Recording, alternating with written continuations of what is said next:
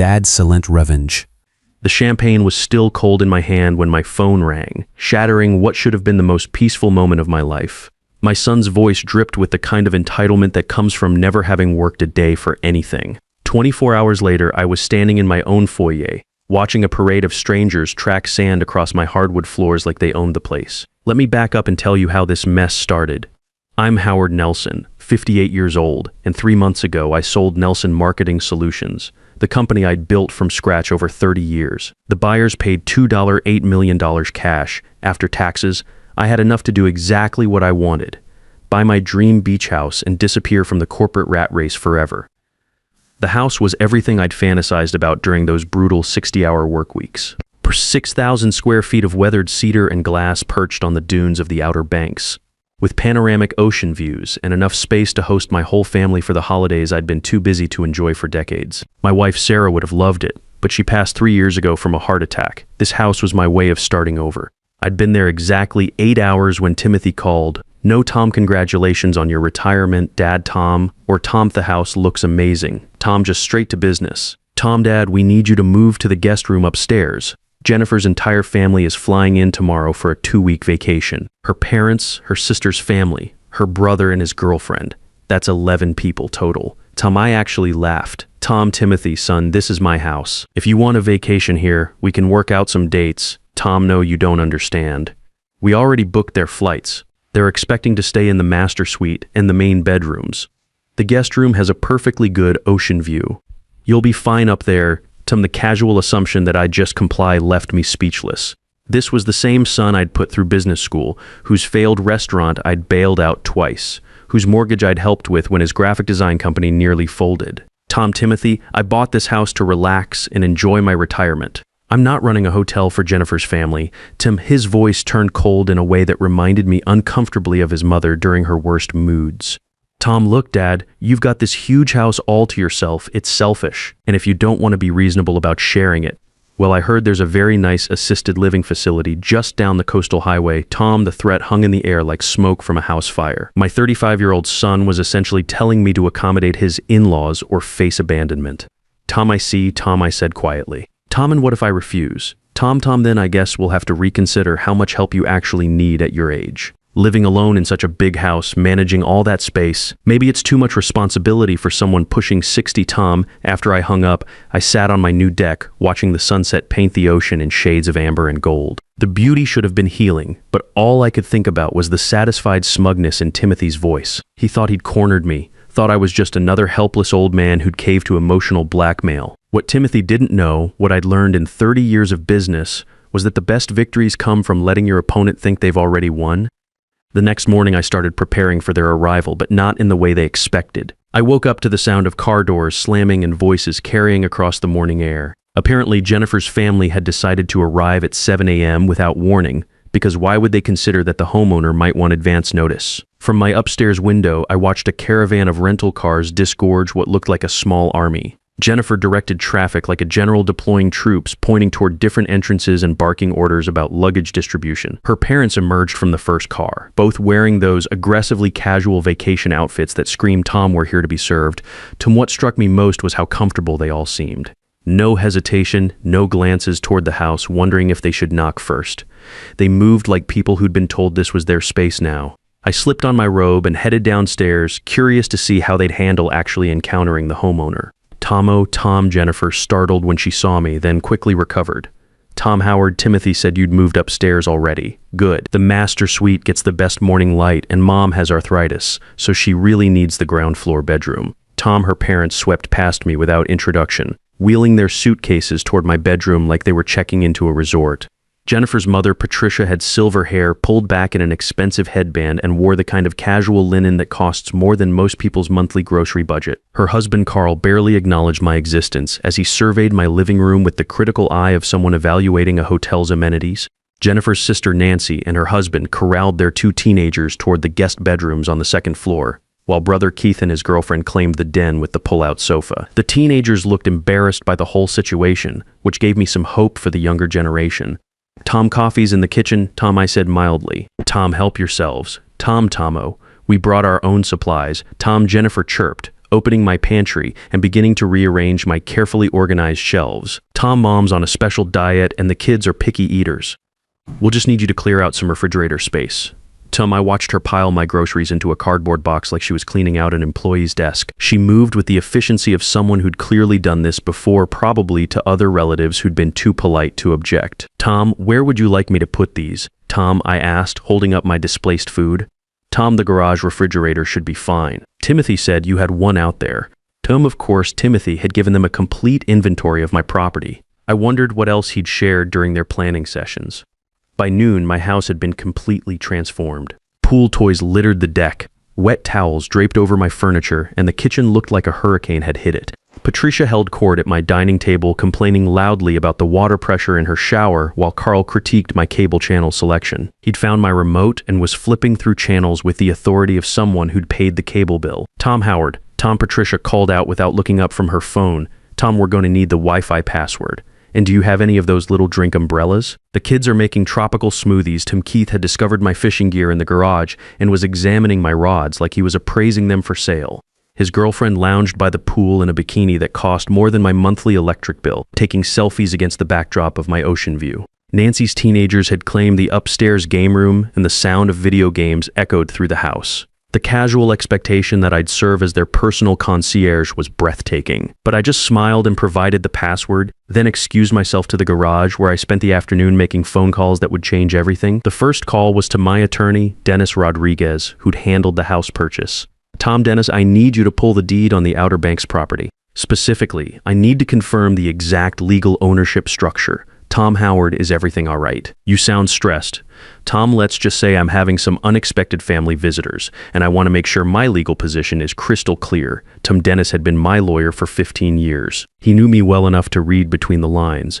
Tom will have those documents ready by tomorrow morning. Anything else? Tom, the second call was to my accountant, who'd structured the house purchase for optimal tax benefits. Tom, Ronald, remember how we set up the beach house purchase? Walk me through the ownership details again. Tom, it's held in your personal name. Howard. No trust, no LLC, just straight individual ownership. Why do you ask? Tom, just want to make sure I understand my options if someone tries to claim they have rights to the property. Tom, the third call was to Gerald Coleman, a local private investigator I'd used during some messy corporate acquisitions. Tom, Gerald, I need a background check run on some house guests. Full financial workup, employment history, social media deep dive. Yes, I'll pay your rush fee. Tom, how deep are we talking, Howard? Tommy, want to know if they've pulled this stunt before, what their financial situation really looks like, and whether there are any legal issues I should be aware of.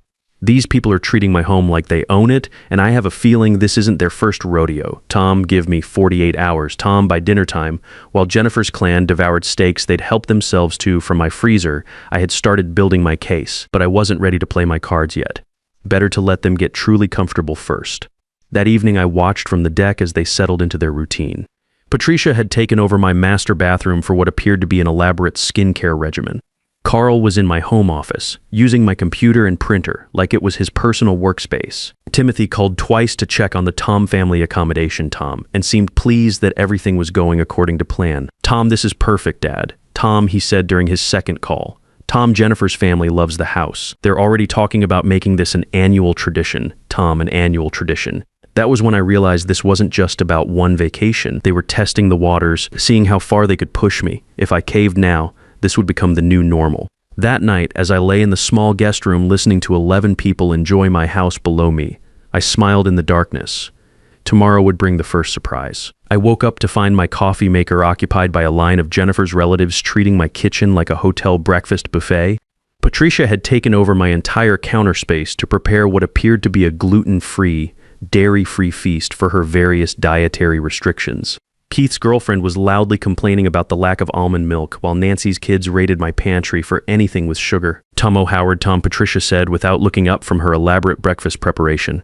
Tom, we're going to need you to run to the store. Keith's girlfriend is lactose intolerant, and Nancy's youngest is allergic to literally everything. I made a list. Tom, she handed me a 3-page shopping list written in the demanding script of someone accustomed to being obeyed. Items like Tom organic coconut milk, the expensive kind, not that watery stuff, Tom, and Tom gluten-free bread that doesn't taste like cardboard. Good luck. Tom were highlighted in different colors according to urgency. At the bottom, she'd added, Tom, maybe pick up some wine for tonight. Something nice, not the cheap stuff.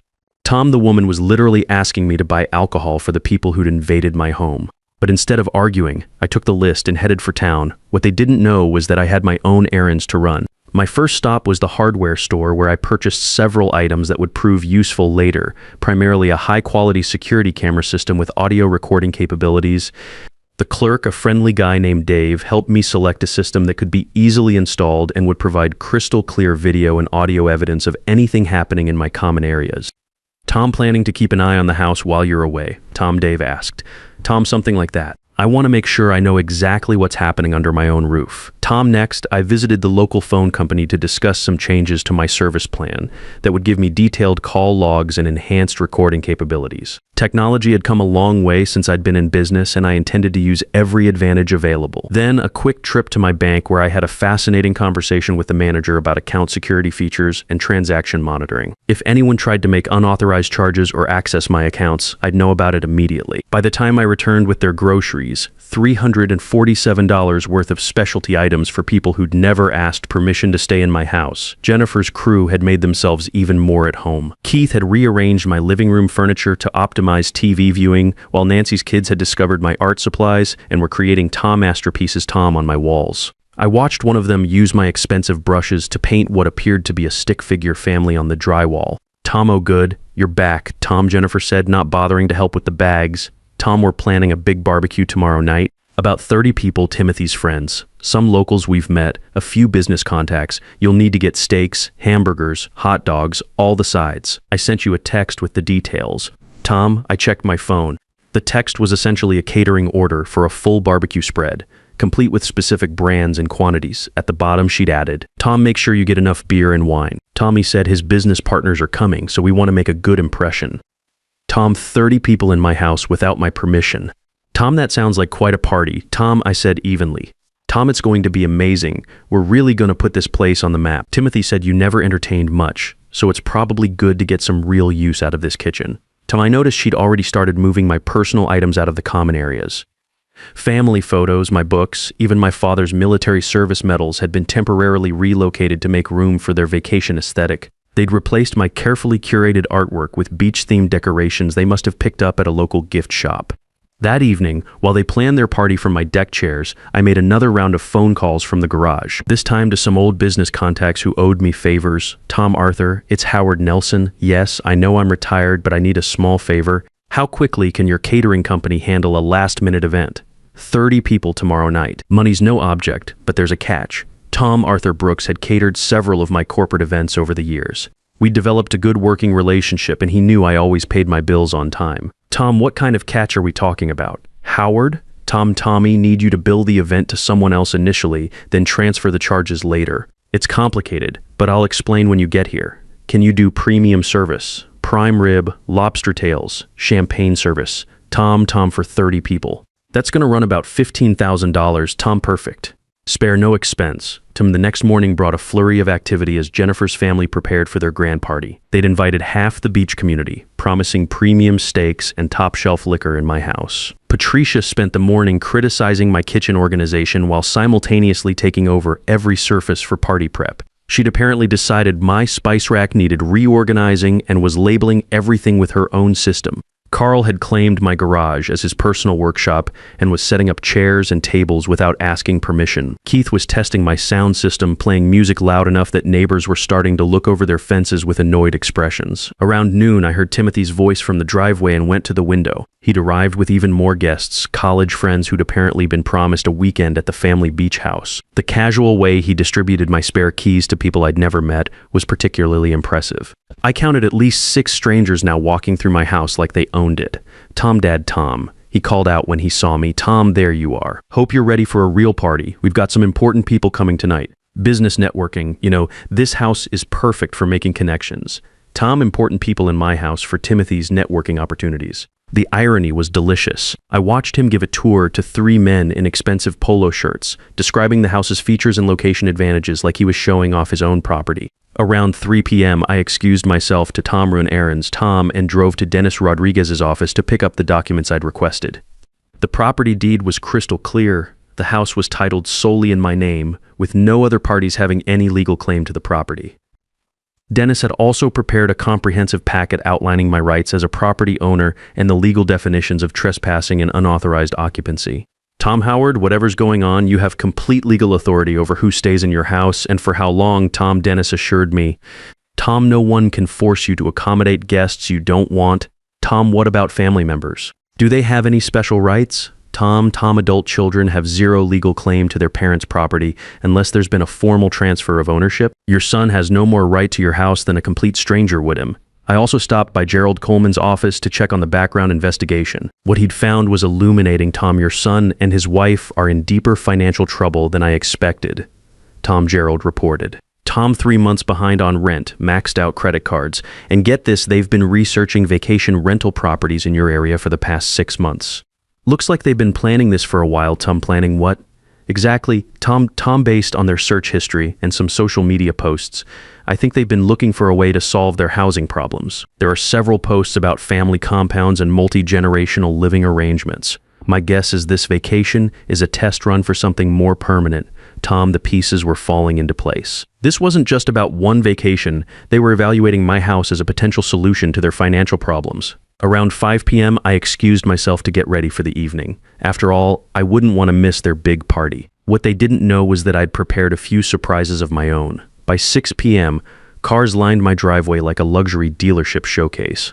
Mercedes, BMWs, and Range Rovers belonging to the important people Timothy had invited to network at his father's expense. I watched from my upstairs window as strangers wandered through my property, helped themselves to drinks from my bar, and settled into my furniture like they owned it. Timothy had set up a full bar on my deck, complete with premium liquor that I definitely hadn't purchased. Jennifer was playing hostess with impressive confidence, introducing herself as part of the family that owned the beach house. Keith was grilling steaks on my expensive outdoor kitchen while Carl regaled anyone who'd listen with stories about Tom the family property. Tom, the final insult came when I saw Timothy giving someone a tour of the house, describing it as Tom the family estate, Tom, and casually mentioning that he was handling all the management decisions now that I was transitioning into a more relaxed role. At 58, the party was in full swing when I made my entrance. Timothy held court on the deck, regaling his audience with stories about acquiring the beach house and his plans for maximizing the property's potential. Jennifer flitted between groups, playing hostess with impressive confidence for someone who'd never paid a dime toward the mortgage. Tom Howard, Tom Patricia, spotted me first, her voice carrying that particular tone reserved for inconvenient elderly relatives. Tom, there you are, dear. Could you check on the appetizers? I think they're running lodum. Instead, I walked to the center of the deck and raised my voice just enough to catch everyone's attention. Tom, excuse me, everyone, if I could have just a moment. I want to thank you all for coming to celebrate with us tonight. It's wonderful to see so many new faces enjoying this beautiful property. Tom Timothy beamed, clearly pleased that his father was finally embracing his role as gracious host to his networking event. Tom, before we continue, Tom, I said, pulling out my phone. Tommy, have a few quick announcements. Tom, that's when the catering truck pulled into my driveway. Not the small, discreet catering company you might expect for a beach barbecue. This was Arthur Brooks's premium event services, complete with uniformed staff, a full mobile kitchen, and enough equipment to service a corporate gala. Tom, what's that? Tom, Jennifer asked, her hostess smile faltering slightly. Tomo, that's dinner. Tom, I said cheerfully. Tommy thought since we were having such a large party, we should do it right. Prime rib, lobster tails, champagne service, the works. Tom Timothy's expression shifted from pleased to confused to worried in the span of 10 seconds. Premium catering for 30 people wasn't cheap, and he was apparently doing math in his head. Tom, Dad, we already bought steaks. Tomo, don't worry about those. We'll save them for another time. Tom, I turned to address the crowd again. Tom, the catering staff will be setting up shortly, so if everyone could just give them some space to work. Tom, Arthur himself approached clipboard in hand, wearing the kind of satisfied expression that comes from being paid double his usual rate for a rush job. Tom, Mr. Nelson, where would you like the champagne station? Tom, the champagne station? Tom Timothy's voice cracked slightly. Tom, right by the pool, Arthur. And make sure everyone gets the good stuff. Dom Perignon, not the house champagne. Tom, within 30 minutes. What had been a casual cookout became a high-end dinner party with a price tag of $15,000. The guests were impressed. Timothy looked increasingly panicked, and I was having the time of my life. Tom, Dad, Tom Timothy pulled me aside, his networking smile replaced by panic. Tom, what's this going to cost? Tom, I smiled sweetly. Tom, don't worry, son. It's all taken care of. Tom, what I didn't tell him was exactly how it was being taken care of.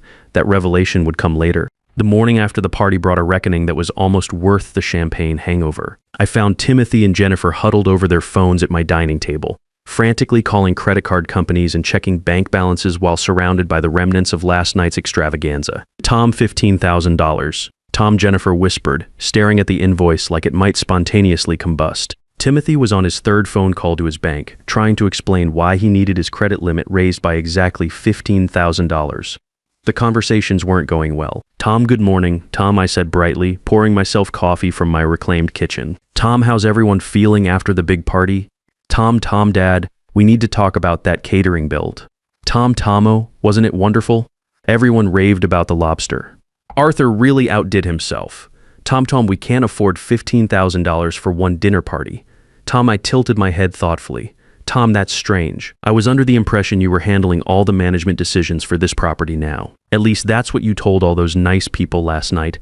Tom, the color drained from his face as the implication sank in. If he'd publicly claimed management authority over the house, then logically, he'd be responsible for its expenses as well. My phone rang at exactly that moment. I'd timed this perfectly. Tom, Howard Nelson, this is Helen Martinez from Coastal Properties Real Estate. I have some questions about the beach house listing. Tom, I put the call on speaker, curious to see how far Timothy had gone. Tom, I'm sorry, miss. Martinez, but I haven't listed any property for sale. Tomo, that's odd. We received an inquiry yesterday from a Timothy Nelson claiming to represent the owner for a potential sale. He provided detailed information about the property and mentioned he was authorized to handle all real estate decisions. Tom, the silence that followed was so complete I could hear the ocean waves through the open windows. Timothy's face had gone from worried to pure panic, while Jennifer stared at him like he'd suddenly sprouted a second head.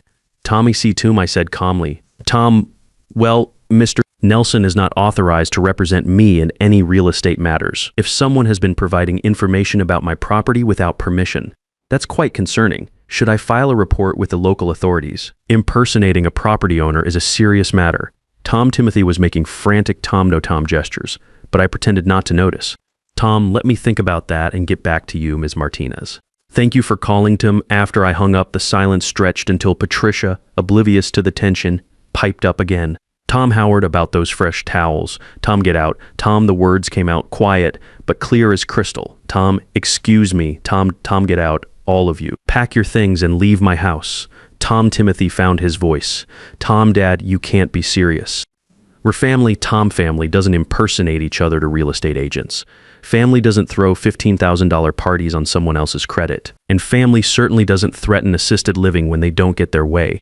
Tom, I walked to the front door and held it open. Tom, you have 2 hours to collect your belongings and leave. If you're not gone by then, I'll be calling both the police and Ms. Martinez back to file those reports. What followed was exactly what you'd expect. A chaotic scramble of accusations, blame shifting, and desperate negotiations. But 2 hours later, my house was finally quiet again. 6 months later, I was sitting on my deck watching the Henderson family enjoy their peaceful vacation. That's right, I'd turned my beach house into a profitable rental property. $8,000 for 2 weeks booked solid through the summer season. Sometimes the best family is the one you choose rather than the one you're born with. And sometimes the greatest act of love is refusing to enable someone else's worst impulses. Even when that someone is your own child, especially when that someone is your own child. Sometimes protecting what you've earned means disappointing the people who think they're entitled to it. And that's not cruelty, that's wisdom. The difference between love and exploitation is respect for boundaries. Real family builds you up, fake family tears you down to build themselves up.